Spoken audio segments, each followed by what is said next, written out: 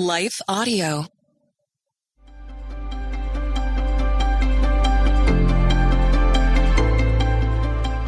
Welcome to the Crosswalk Devotional. We're so glad to have you listening. I'm Lynette Kittle, and today's topic is A God Who Provides. We'll be right back after a brief message from our sponsor.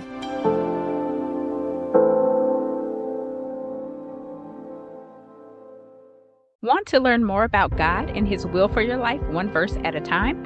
I'm Quinice Petway, co-host of the Your Daily Bible Verse podcast. I'm inviting you to tune in and subscribe at lifeaudio.com.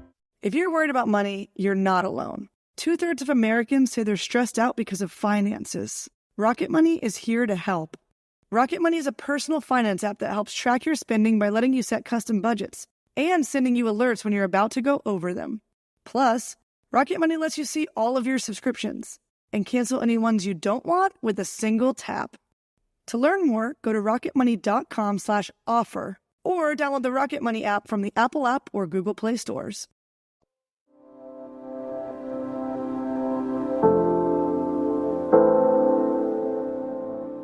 A God Who Provides, written and read by Lynette Kittle.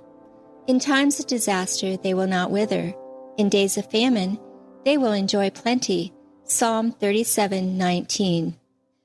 Has chatter of possible future food shortages caused you to feel anxious, stressed out, and worried?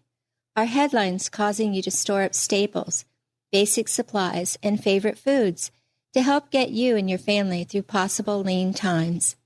If so, it's okay to create a storehouse, but make sure it isn't motivated by fear, but led by God's wisdom. Because the Lord does not let the righteous go hungry, but He thwarts the cravings of the wicked. Proverbs 10:3. Even if a worldwide famine occurs, the Bible gives multiple examples of God taking care and providing for His people during times of lack. Luke 4:25-26 explains how during a great famine in the land, God sent the prophet Elijah to a destitute widow in Zarephath with a son to feed at the most desperate time in her life, when she was running out of resources, including food. Although she wasn't expecting Elijah, when seeing her at the town gate, he told her to bring him water and bread. Most likely surprised by his bold request, she explained, "I don't have any bread, only a handful of flour in a jar and a little olive oil in a jug. I am gathering a few sticks to take home and make a meal for myself and my son, that we may eat it and die." 1 Kings 17:12. But Elijah didn't skip a beat in his response to her, insisting, "Don't be afraid. Go home and do as you have said.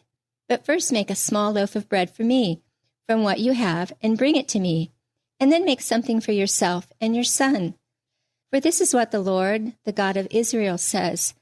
The jar of flour will not be used up, and the jug of oil will not run dry until the day the Lord sends rain on the land."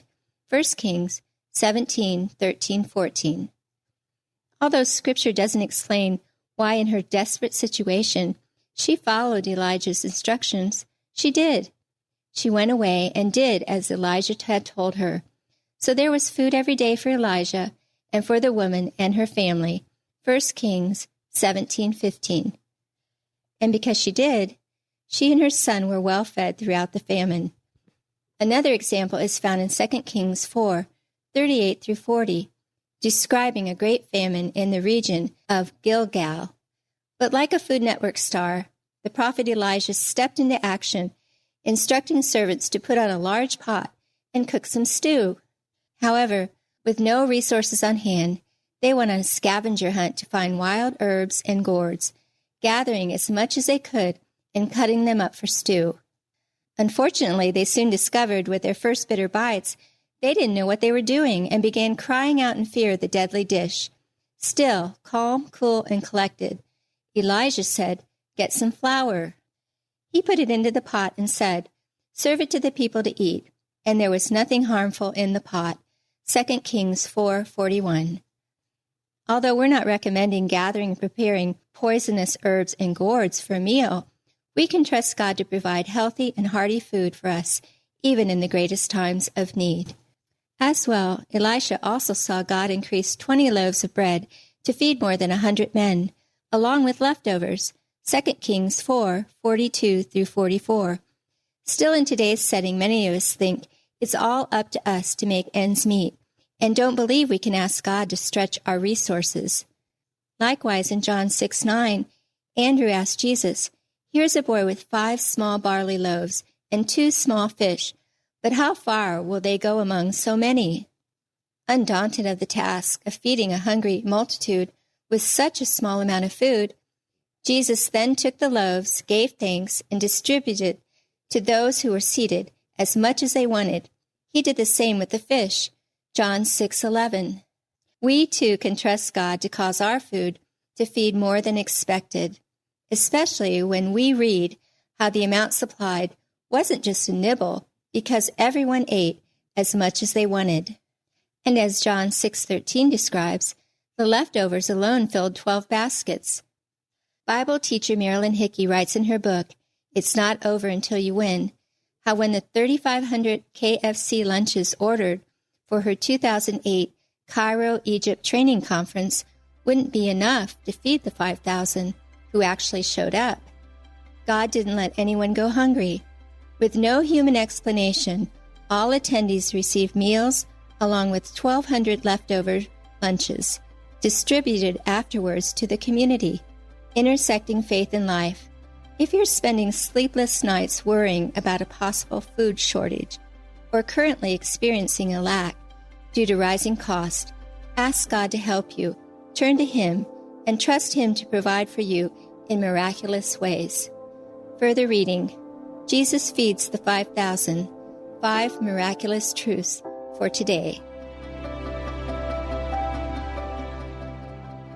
The Crosswalk Devotional is a production of Life Audio and Salem Media. If you liked what you heard today, please take a second to rate and review this podcast in your favorite podcast app so that more listeners like you can find the show. For more faith-filled, inspirational podcasts, visit us at lifeaudio.com.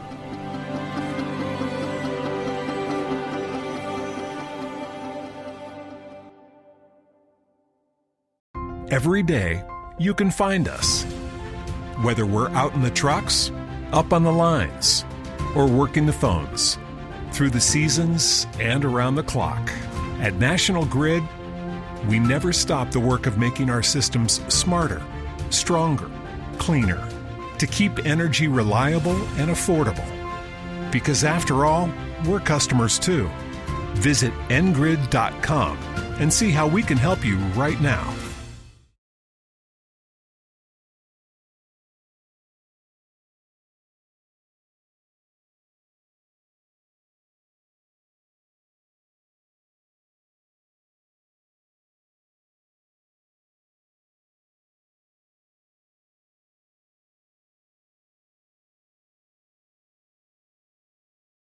Or working the phones.